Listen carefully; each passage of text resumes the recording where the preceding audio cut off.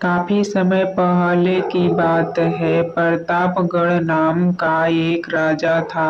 वहाँ राजा का राज्य बहुत अच्छा था, मगर राजा को एक सुख नहीं था।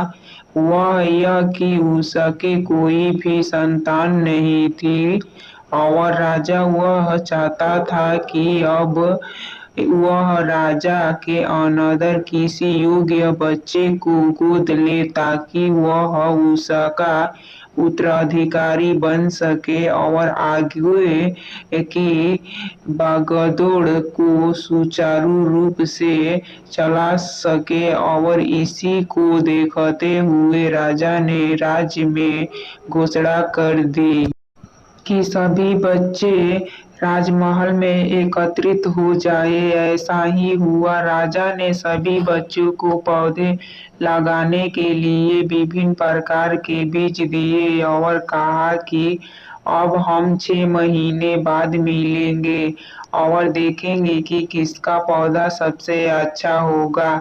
महीना बीत जाने के बाद भी एक बच्चा ऐसा था जिसके गमले में वह बीज अभी तक नहीं फूटा था, लेकिन वह रोज उसकी देखभाल करता था और रोज पौधे को पानी देता था।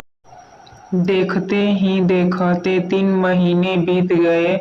बच्चा परेशान हो गया। तभी उसकी माँ ने कहा कि बेटा, धैर्य रखो, कुछ बीजों को फलने से ज्यादा वक्त लगता है। और वह पौधे को खींचता रहा। 6 महीने हो गए। राजा के पास जाने का समय आ चुका था, लेकिन वह डरा हुआ था कि सभी बच्चों के गमले में जो पौधे होंगे और उसका गमला खाली होगा। लेकिन वह बच्चा ईमानदार था और सारे बच्चे राजमहल में आ चुके थे। कुछ बच्चे जोश से भरे हुए थे क्योंकि उनके अंदर राज्य का उत्तराधिकारी बनने की प्रबल लालसा थी। अब राजा ने आदेश दिया, सभी बच्चे अपने अपने गमले दिखाने लगे। मगर एक बच्चा सहमा हुआ था क्योंकि उसका गमला खाली था। तभी राजा की नजर उस गमले पर आ गई। उसने पूछा, तुम्हारा गमला तो खाली है?